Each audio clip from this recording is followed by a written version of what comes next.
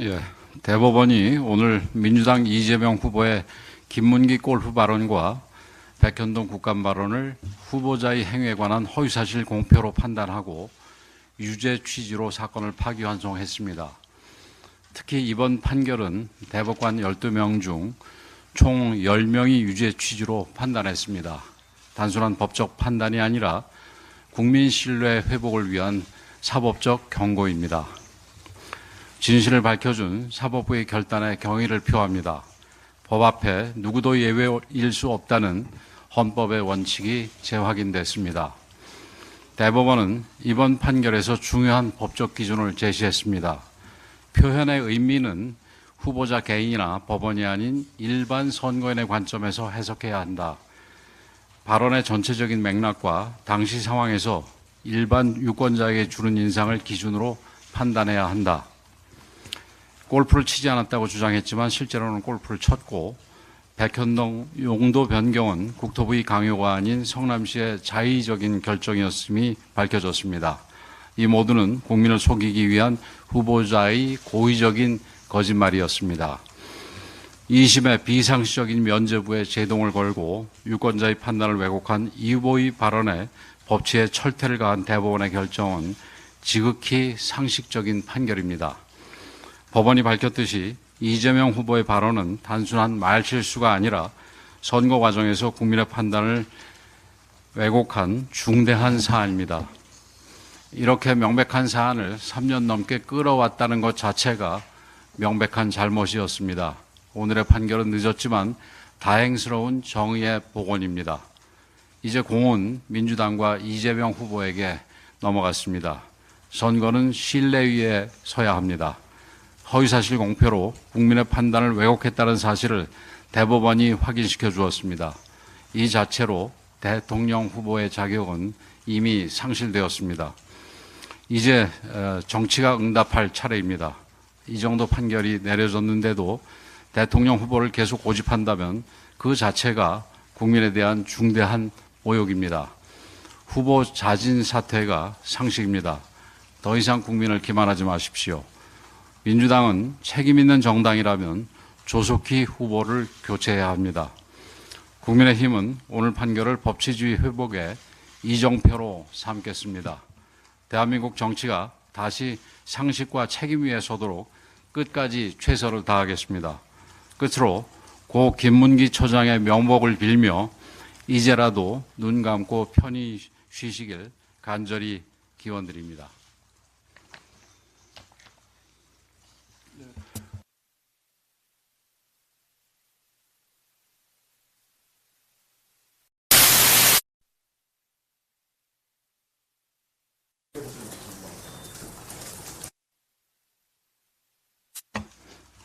그 책임 있는 정치인이라면은 본인이 한 행위에 대해서 대법원 판결이 내린 그 뜻을 받들어야 한다고 생각을 합니다. 그것도 국민의 뜻이라고 생각을 합니다.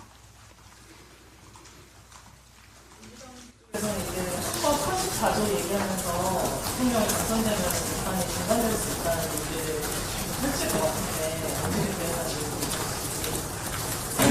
그 헌법 84조 논의는 뭐 이미 많이 됐듯이 그 형사소추에서 소추는 기소를 말합니다. 우리가 지금 탄핵소추와 심판의 절차를 거쳤듯이 탄핵소추가 심판까지 포함하나요? 그렇지 않지요. 탄핵소추를 국회가 뭐 하게 돼 있는데 그럼 국회가 탄핵 심판까지 하는 걸로 해석해야 되나요? 그거는 민주당이 말도 안 되는 해석을 하는 것이라고 생각합니다.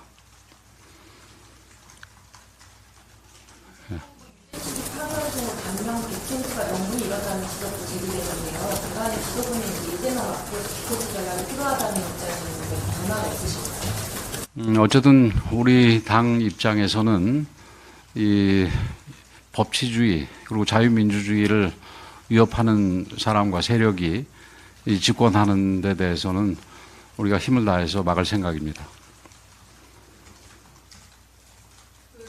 다른 얘기지만 국민의힘이 최근 계속 책임 정치를 강조해 오시고 대통령 소형을 다시 후보를 내는 것도 책임을 다하기 위해서라고 하셨잖아요. 그런데 이재명 후보의 그 판결과는 또 다른 얘기지만 한국 단순히 오늘 사퇴하신 분의 이 엄중한 시기에 대통령 권한 대행으로서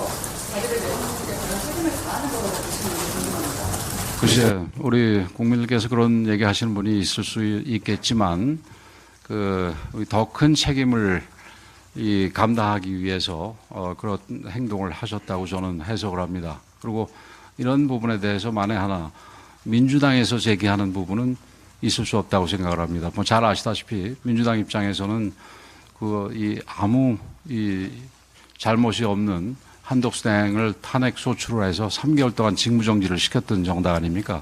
그래서 지금 뭐 질문하신 분이 민주당은 아니시지만 민주당 쪽에서 행여라도 이런 얘기는 할 수 없는 부분이다. 이런 부분은 아울러서 짚어둡니다.